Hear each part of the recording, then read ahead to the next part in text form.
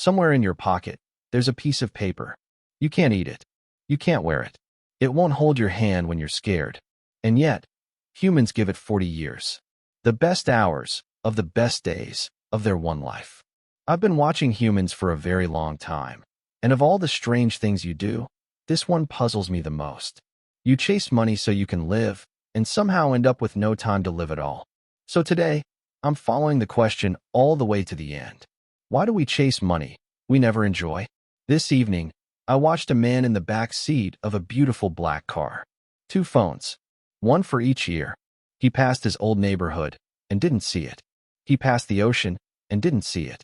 Then his driver stopped at a red light, and for 3 seconds, the man looked out of the window at children playing football under a streetlight. 3 seconds. Then the phone rang again. He has everything money can buy, and I couldn't stop wondering. When was the last time he used any of it? Maybe you're not the man in the black car. But let me ask you something. Think of the last thing you bought because it would make you happy. The phone, the shoes, the gadget.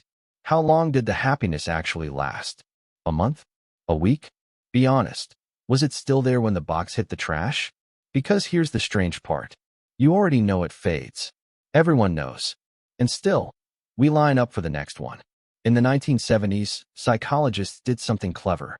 They found people who had just won the lottery, the dream, the jackpot, and they measured their happiness. Then they waited about a year and measured again. The winners were roughly as happy as everyone else. Some, even less. Scientists call it the hedonic treadmill. Whatever you gain, your mind quietly makes it normal. The new car becomes just the car. The bigger house becomes just home. The raise becomes just the salary. You run and run. The treadmill keeps you exactly where you started. I watched one man get the raise he'd wanted for 3 years. He celebrated for exactly 1 weekend. On Monday, his happiness went back to work with him. Within a month, the new salary was just the number. And a strange thing appeared on the horizon. The next number. Humans call this ambition. And sometimes it truly is. But sometimes it's just the treadmill, whispering the oldest lie ever told. A little more, and then you'll feel it. And watch what happens on the first day of every month. The salary lands. For one bright morning, the number looks strong. Then the rent takes its share. The bank takes its share. The car. The bills. The subscriptions you forgot you even had. By the 20th, the number is thin. By the 30th, it's gone. And the man who earned it cannot point to a single day it actually bought him. Think about that. Money that arrives as a whole month of your life and leaves without a single memory. At a billionaire's party, one famous writer turned to another and teased him. Our host, he said, made more money yesterday than you earned from your most famous book in its entire lifetime. The old writer nodded and answered quietly, yes, but I have something he will never have. His friend laughed. What could you possibly have that a billionaire doesn't? And the old man said, one word. Enough. Of everything I've ever heard humans say about money, I think about that word the most. Because let's be fair to money. It's one of the finest things humans ever invented. Money lets strangers trust each other. It built hospitals, schools, bridges. It lets a farmer feed a teacher and a teacher teach a builder without anyone keeping score on stone tablets. Money is not evil. And when you don't have enough of it, money is oxygen. Nobody should ever romanticize being poor. No, the puzzle isn't money itself. The puzzle is what happens after enough. When the tool quietly becomes the scoreboard. Here's how the scoreboard works. A man is perfectly happy with his car until his neighbor buys a newer one. Nothing about his car changed that morning. Only the comparison did. For most of history, humans compared themselves to one street, one village, maybe 30 people. Now you carry a device that shows you the vacations, kitchens, and watches of 8 billion strangers. Ranked, filtered, lit like jewelry. The race has no finish line because the finish line is other people. And other people always have more. And the scoreboard has an engine. Every single day, you see hundreds, maybe thousands of advertisements. Each one is a tiny, polished whisper. You are not enough yet. The car will make you free. The watch will make you respected. The kitchen will make your family whole. I'm not saying the advertisers are villains. They're just very, very good at their job. But imagine hearing you're incomplete 1,000 times a day, since the age of 3. Wouldn't you chase completion too? The chase isn't a personal weakness. It's the water humans swim in. So scientists started asking a different question. Not how much money makes people happy, but what the happiest people do with it. And a pattern appeared. People who value time over money report happier lives. Money spent on experiences, a trip, a dinner, a concert, brings longer-lasting joy than the same money spent on things. And spending money to buy back time, paying to skip a chore you hate, lifts people more than buying another object. The stuff depreciates. The memories appreciate. Almost as if the receipt was trying to tell us something. In fact, there's a kind of wealth nobody posts pictures of. Scientists actually study it now. They call it time affluence.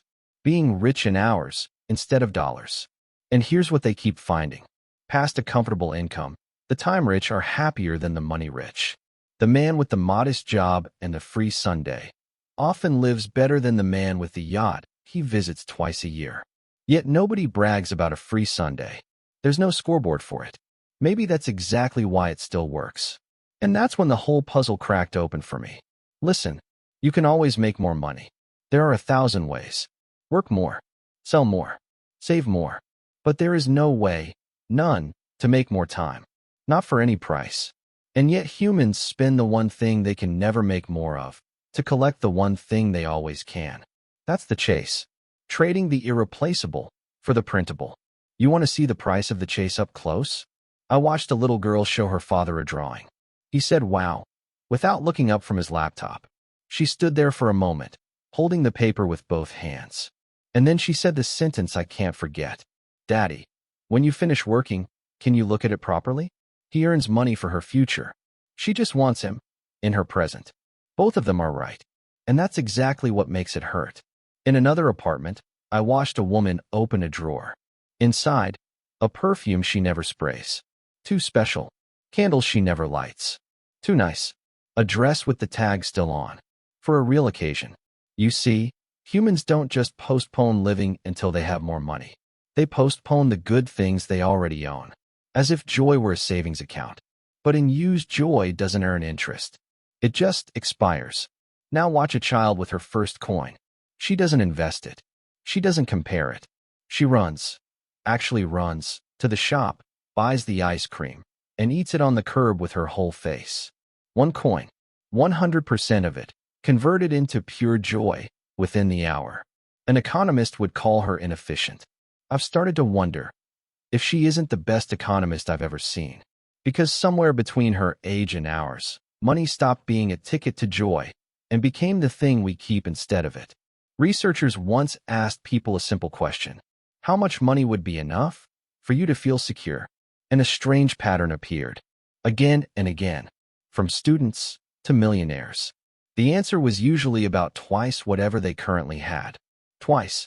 Always twice. No matter the number. Which means enough isn't a number at all. It's a horizon. And you can drive toward a horizon your whole life without getting 1 meter closer. And there's one more trade I have to show you. Because it's the strangest of all. In their 30s and 40s, I watch humans spend their health to gain money. The long nights. The skipped meals.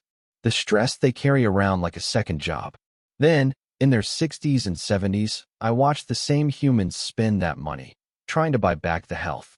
The round trip costs everything. And it ends exactly where it started. If someone showed you that contract on paper, you would never sign it.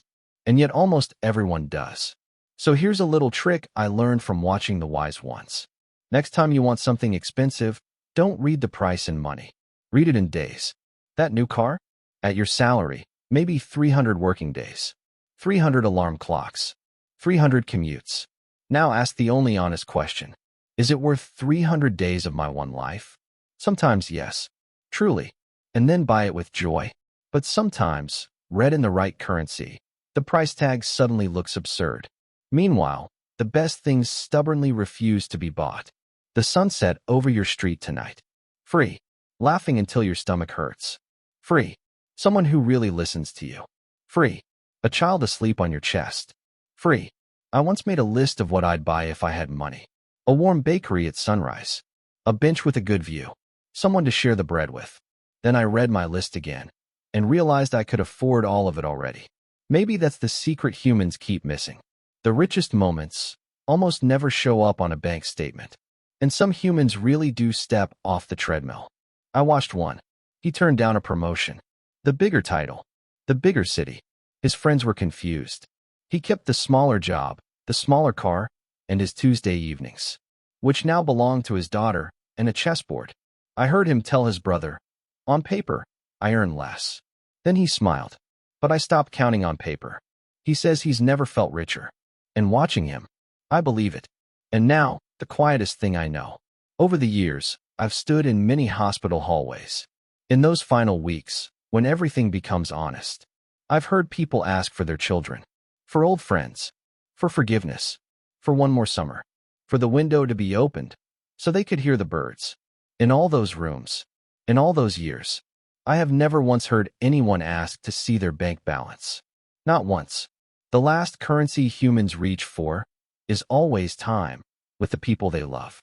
The sun is setting now. Same rooftop, same city.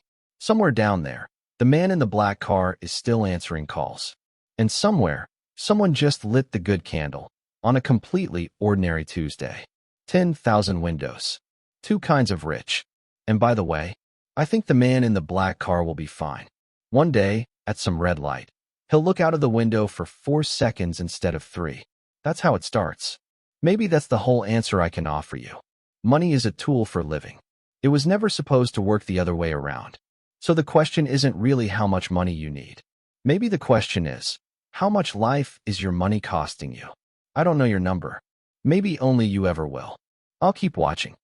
Next time, I want to solve a mystery every human over 30 has noticed. Why does time move faster every single year of your life?